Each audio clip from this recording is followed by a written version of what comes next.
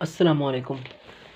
अगर आप लोगों के पास सेट मैथ लेवल 1 बुक हैं, ठीक है, चूँकि मैंने इसको शुरू किया हुआ है, तो मैंने मतलब कि आगे लेक्चर लिए हैं, लेकिन कुछ जो की फैक्ट हैं मुझसे रह गए हैं, तो उनमें से एक की फैक्ट सवार कर लाइट चली गई, मैं ज़रा लाइट लाता हूँ जी। तो उनमें से की फैक्ट हैं, की फैक्ट A4 ये हम आज पढ़ेंगे, सही है। की फैक्ट A4 ये हम आज पढ़ेंगे। इसके बाद है की फैक्ट A5, की फैक्ट A5 है, सही है। फिर A6 तो मैंने पढ़ाया हुआ है, फैक्टर्स और मल्टीपल का। फिर है की फैक्ट A7 प्राइम नंबर, ये भी मैंने पढ़ाया हुआ है। और की फैक्ट A8 है, ये हम पढ़ेंगे। और इसके साथ साथों की फैक्ट A9 है, की फैक्ट A9 है, ये हम आज पढ़ेंगे, सही है जी। सबसे पहले जो हमारे पास की फैक्ट A9 है, मैंने मतलब कि आगे लिखा भी हुआ है, तो मैं इसको एक्सप्लेन करता हूँ। ये है हमारे पास की फैक्ट A9। हमारे बुक में सेट मैथ लेवल 1 बुक में ये बताया हुआ है कि मल्टीप्लिकेशन के दौरान अगर आपके पास दो नंबर, अच्छा, मल्टीप्लिकेशन में अगर आपको रिज़ल्ट ऑड चाहिए, तो उसके लिए जो जिन जिन नंबर्स को मल्टीप्लाई करना होगा, तो वो भी ऑड होंगे। यानी ऑड अगर आप रिजल्ट चाहते हो, तो दोनों नंबर आपके पास ऑड होंगे।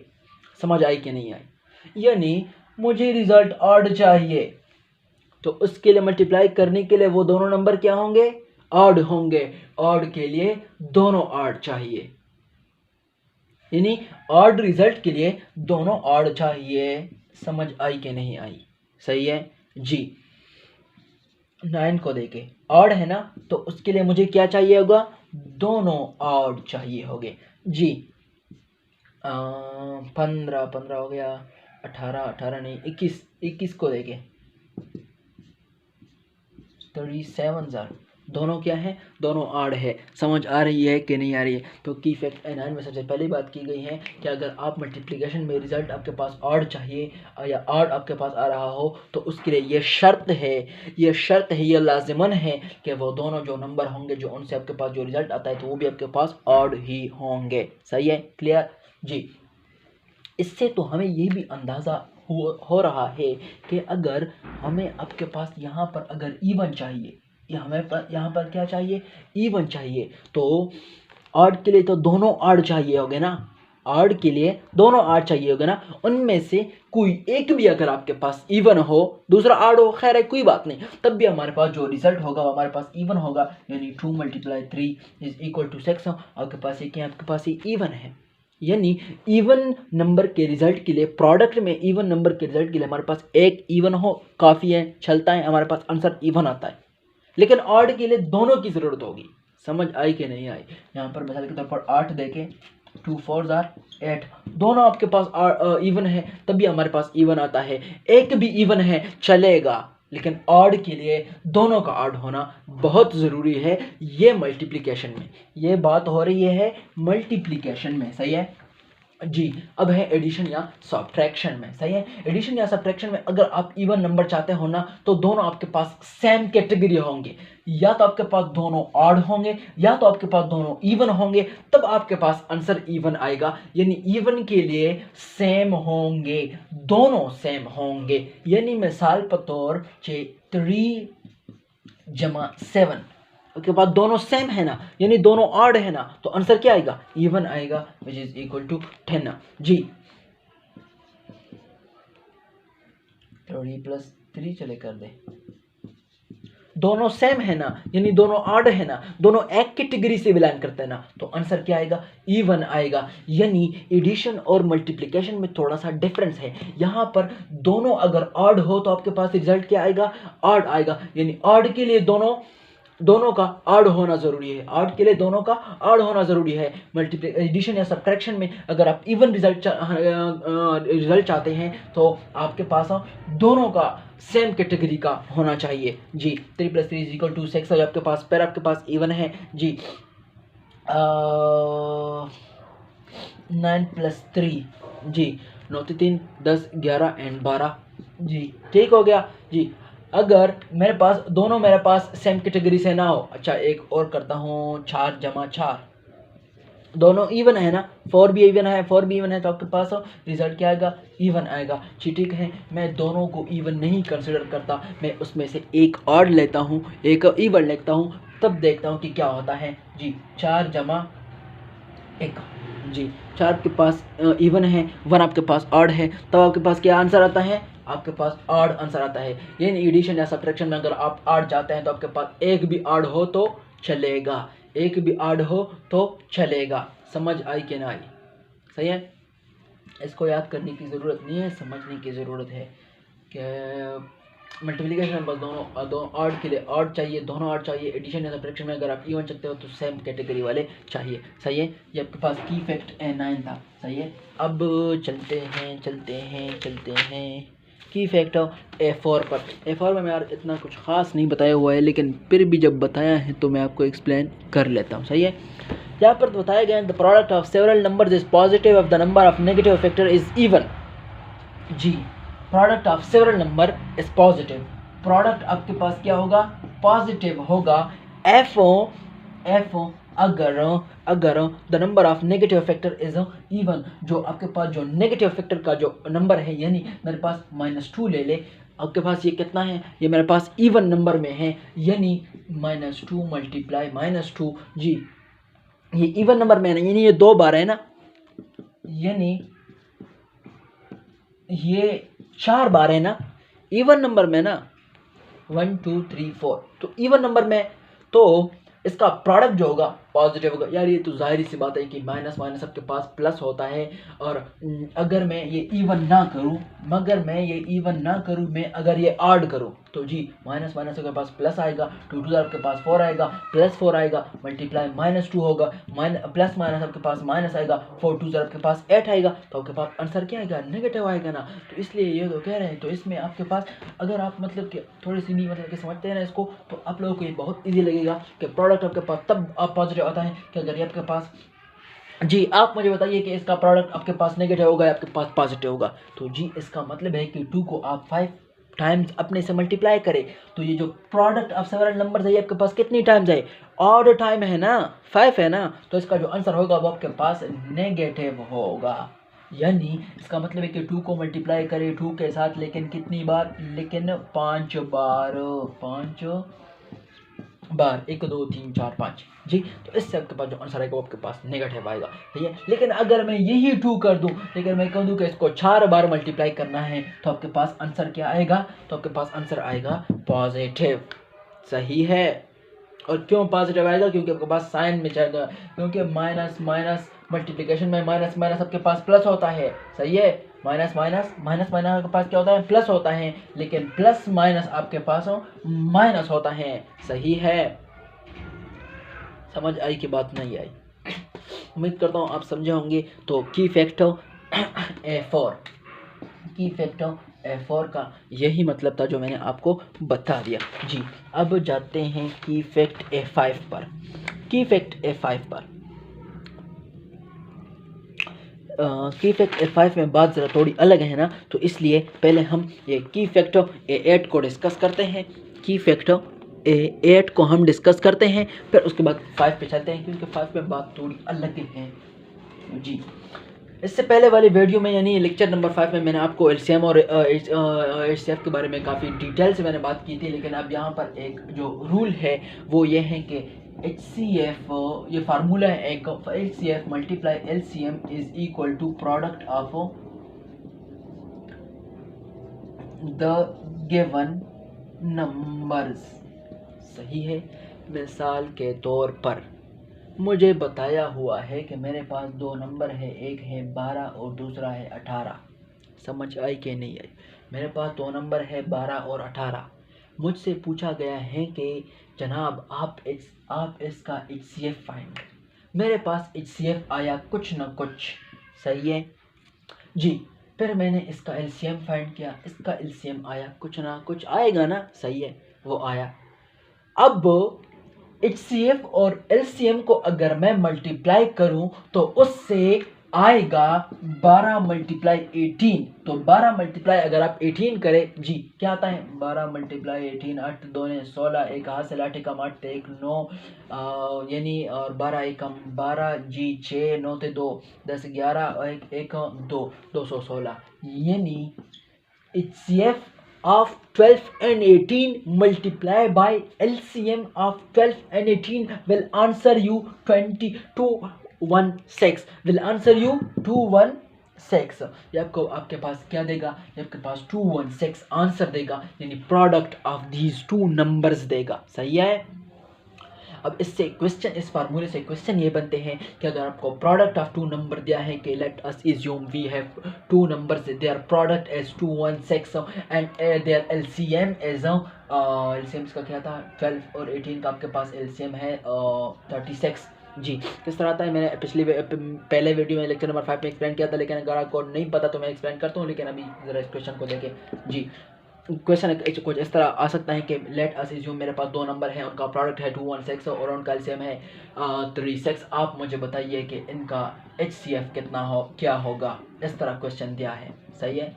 तो इसको किस तरह फाइंड करोगे, बहुत आसान बात है। किस तरह जी, आप कहोगे कि HCF multiply LCM is equal to product of the two numbers which is equal to 216। जी मैंने HCF फाइंड करना है, HCF के साथ ये LCM यहाँ पर क्या होता है मल्टीप्लाई होता है ना, तो इक्वेशन के उस तरफ जाके क्या हो जाएगा डिवाइड हो जाएगा। ये रूल है कि अगर इक्वेशन के इस तरफ कोई चीज़ आपके पास मल्टीप्लाई होती है तो उस तरफ जाके आपके पास डिवाइड हो जाएगी। तो HCF will be equal to 216 divided by LCM।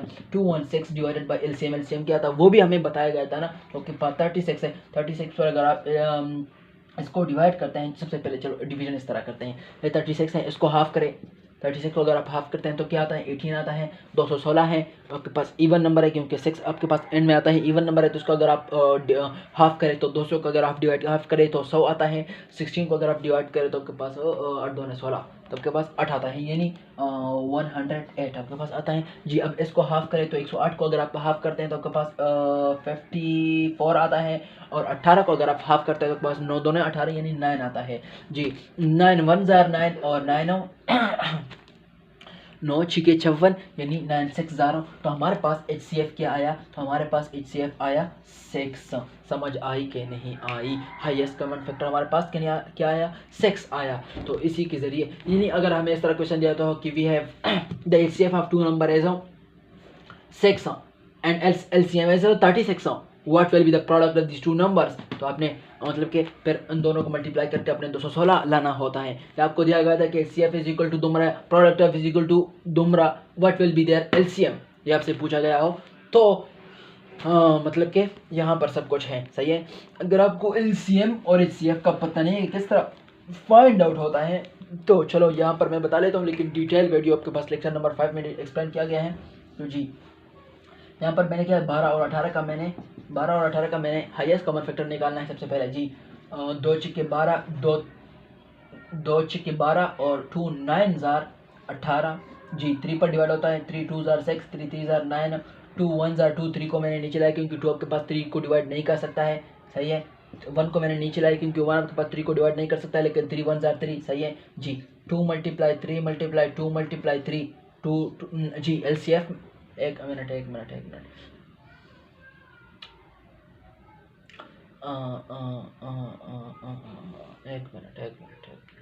ये मैंने इकट्ठा लिया है ना, इकट्ठा नहीं लेना था ना, इकट्ठा मैंने ये नहीं लेना था। सॉरी यार, इन दोनों को मैंने 12 और यहाँ पर ये आपके पास 18 हुआ जी। 2 जगह 12 2 तिया 6 और 3 एकम 3 2 9 जार 18 3 3 जार 9 और 3 1 जार 3 जी। इसके फैक्टर क्या थे 2 मल्टीप्लाई 3। इसके फैक्टर क्या थे 2 मल्टीप्लाई 3 कॉमन फैक्टर क्या थे आपके पास, ये कॉमन था, ये आपके पास कॉमन था।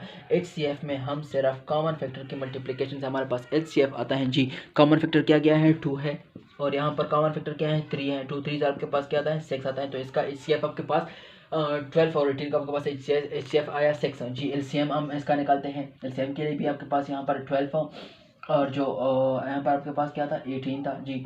2 6 फिर आपके पास जी फिर नहीं करते ना, ऑलरेडी हुआ है तो फिर नहीं करते। LCM में हमने क्या करना होता है, LCM में हमने ये आपके पास कॉमन नंबर है ना, तो हमने एक बार मल्टीप्लाई करना है। ये तो कॉमन नहीं है ना, तो हमने एक बार और मल्टीप्लाई करना है। ये भी कॉमन नहीं है ना, तो हमने एक बार और मल्टीप्लाई करना है। ये तो कॉमन नंबर है ना, तो हमने एक बार मल्टीप्लाई करना है। सही है। HCF और LCM में फ़र्क क्या है कि HCF में हाईएस्ट कॉमन फैक्टर में हमने सिर्फ कॉमन नंबर की मल्टीप्लिकेशन हमारे पास HCF आता है, जबकि LCM में हमारे पास कॉमन का तो छोड़ो, कॉमन तो हमने एक बार लिखा, कॉमन तो हमने एक बार लिखा, कॉमन हमने एक बार लिखा। सही है। 2 को हमने लिखा, फिर आपके पास ये नॉन कॉमन है 2 लिखा, फिर नॉन कॉमन है 3 लिखा, फिर ये तो कॉमन है तो हमने एक बार लिखा। 2 2 4 4 तिया 12 और 12 तिया 36। तो जी, तो इनका जो LCM आया वो आपके पास 36 आया। समझ आई कि ना आई? सही है। तो LCM और इसका तरीका था, तो इसका आपके पास की फैक्ट 8 था, वो मैंने एक्सप्लेन कर दिया। अब आते हैं जनाब की फैक्ट A5 पर। की फैक्ट A5 पर, की फैक्ट A5। ठीक है। ऐसा में बताया गया है कि if m is a positive integer and r is the remainder divided by the. ठीक है। इसमें इन लोगों ने इस बात के बारे में बात की है ना कि मिसाल के तौर पर मेरे पास एक अच्छा, जो यहाँ पर जो अंदर लिखता है ना, उसको हम कहते हैं डिविडेंड। 7 आपके पास डिविडेंड है, 2 आपके पास डिवाइजर है। सही है जी। इसको हम डिवाइड करेंगे, किस तरह डिवाइड करेंगे? 2 3 आर 6 1 आपके पास रिमाइंडर आया, 3 आपके पास क्या आया? 3 आपके पास जनाब अली आया क्वोशंट, यानी आंसर आपके पास आया। सही है जी। अब ये लोग कहते हैं कि ये जो 7 है ये आपके पास n है, 7 है ये आपके पास क्या है? ये आपके पास n है। इन लोगों का कहना है कि 7 आपके पास n है और ये बराबर है, n आपके पास बराबर है 7 आपके पास n है। मैं ज़रा इसको ये डिनोशन जो इन लोगों ने किया है वो मैं आपको डिनोट करता हूँ। n इज डिवाइडेड बाय यहाँ पर nm, n is equal to m क्यों? What is q? Q is the chord, q is the integer. सही है। What is n? n is the divisor.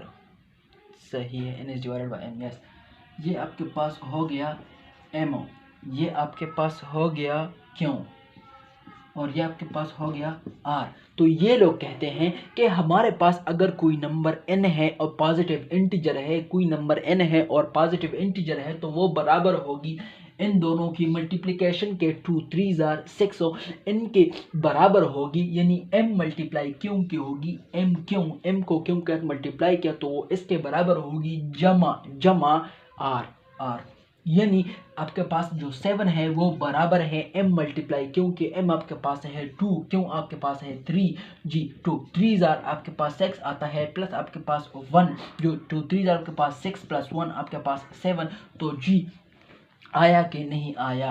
तो इन लोगों ने यहाँ पर बताया है कि अगर मेरे पास 7 एक ऐसा नंबर है जिसका रिमाइंडर आपके पास 1 होगा और उसका जो मल्टीप्लिकेशन होगा उसका आपके पास 2 3 6 आएगा। सही है। समझ आई कि नहीं आई? ये एक रूल है, यानी number will be equal to divisor multiply quotient plus remainder, divisor multiply quotient plus remainder. अब इसी क्वेश्चन इसी प्रोसेस के ज़रिए हमारे बुक में एक क्वेश्चन दिया गया है, क्वेश्चन नंबर 7, MCQs नंबर 7। सही है। MCQs नंबर 7 सही हो गया। ये वाला यहाँ पर दिया गया है, which one of the following is the smallest integer that has remainder 1 when it is divided by 2 3 4 5 6 and 7। जी, मैं ज़रा ये क्वेश्चन लिख लेता हूँ कि आप लोगों को समझ आए। जी हमारे पास अगर देखिए क्वेश्चन में कहा गया है कि विच one of the following is the smallest integer. आपके पास इन 5 ऑप्शन में से कौन सा आपके पास इस तरह इंटीजर है that is the remainder of 1, जिसका रिमाइंडर आपके पास 1 आता है when it is divided by 2 3 4 5 6 and 7, यानी इन 1 2 3 4 5 6, यानी इन 6 डिजिट पर अगर मैं इसको डिवाइड करता हूँ, इसको डिवाइड करता हूँ, इसको डिवाइड करता हूँ, इसको डिवाइड करता हूँ, इसको डिवाइड करता हूँ, इसमें से कौन से कमेंट डिवाइड करता हूँ कि मेरे पास रिमाइंडर आपके पास 1 आ जाए और रिमाइंडर मेरे पास क्या आ जाए, रिमाइंडर मेरे पास 1 आ जाए। तो सही सी बात है। मैं अगर 61 को देखूँ तो 61 आपके पास 7 पर डिवाइड नहीं होता, ये मुझे मतलब कि दिख रहा है। सही है। लेकिन अगर आप भी मतलब कि मैथ्स में थोड़े बहुत अच्छे तो आपको दिख जाएगा ना जी। आपके पास देखिए 61, चलो मतलब कि अगर आप इसको 7 पर डिवाइड कर दे तो 7 7 8 56 7 9 63, तो 7 8000 आपके पास क्या आता है, 7 8000 आपके पास आता है 56 और 7 9000 आपके पास आता है 63। तो मैं अगर 63 तो मैं ले नहीं सकता क्योंकि वो तो बड़ा है ना। 56 अगर मैं लेने पर मैं 56 ले लूँगा जी। 7 8 56 मैं लिखूंगा तो आपके पास कितना बचता है, तो 5 बचता है, रिमाइंडर 1 आता है, नहीं आता ना। तो इसका मतलब है कि ये वाला तो बिल्कुल भी नहीं है, ये वाला बिल्कुल भी नहीं है। ऐसे क्वेश्चन में अगर हम ये वाला कंडीशन हर एक को डिवाइड करते हैं, हर एक को डिवाइड करते हैं इस पर इसको, तो मतलब काफ़ी लेंथी प्रोसेस हो जाएगी, सही है ना। अब हम इसमें ऐसा फैक्टर ढूंढेंगे जो कि इन सब को डिवाइड कर सके। तो आप मुझे बताइए एलसीएम क्या होता है। एलसीएम आपके पास वो कम से कम मल्टीपल होता है जो कि उन सब को डिवाइड कर सकता है। यानी मैंने इस इक्वेशन में इसी वीडियो में आपको बताया कि 12 और 18 का जो एलसीएम है वो आपके पास 36 है। यानी 36 आपको पास 18 को भी डिवाइड करता है और 12 को भी डिवाइड करता है, सही है ना। यानी इसका लीस्ट कॉमन मल्टीपल है। तो हम देखते हैं कि इनका लीस्ट कॉमन मल्टीपल आपके पास क्या है। तो अगर हम इसका लीस्ट कॉमन मल्टीपल इन सब का हम निकाले तो आपके पास आता है जनाब 2 × 3 सॉरी लीस्ट कॉमन मल्टीपल जी। इन सबको मैं निकालता हूँ कि सबको नहीं करता, सबको मैं कर लेता हूँ, इकट्ठा कर लेता हूँ, इकट्ठा कर लूँगा जी जनाब। 2 3 4 5 6 एंड दिस इज 7।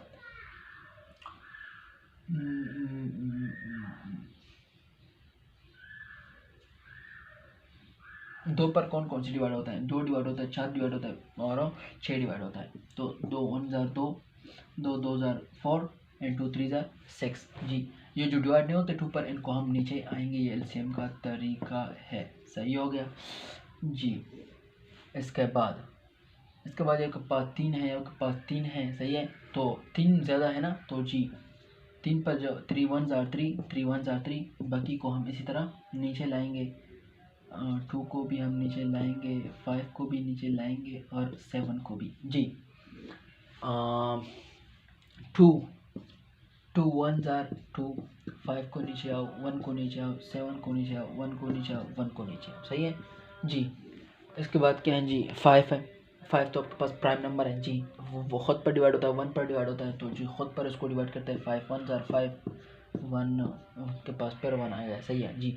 इसके बाद क्या है, 7 है। 7 आपके पास प्राइम नंबर है, खुद पर डिवाइड होता है, 1 पर डिवाइड होता है, तो जी 7 7 1 जार 7 आपके पास 1 1 1 सब 1 1 आ गए, सही है। एलसीएम क्या करना है, एलसीएम में आपके पास हो, एलसीएम में जनाब अपने क्या करना है, 2 × 3 × 2 × 5 × 7 जी।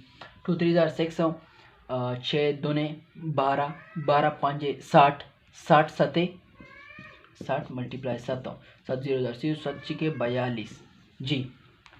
तो इन सब का एलसीएम क्या है, लीस्ट कॉमन मल्टीपल क्या है, वो है 42। इन सब का एलसीएम क्या है, वो है 42। सो इन सब का एलसीएम क्या है, वो है 42 नहीं 420 क्या है, 420 इसका एलसीएम है, सही है। यानी ये भी 420 को फुल डिवाइड करता है, ये भी 420 को फुल डिवाइड करता है, ये भी 420 को फुल डिवाइड करता है, ये भी 420 को फुल डिवाइड करता है, ये भी 420 को डिवाइड करता है, ये भी 420 को डिवाइड करता है। और अगर मैं 421 ले लूँ तो ये सब डिवाइड करेंगे या नहीं डिवाइड करेंगे, करेंगे ना।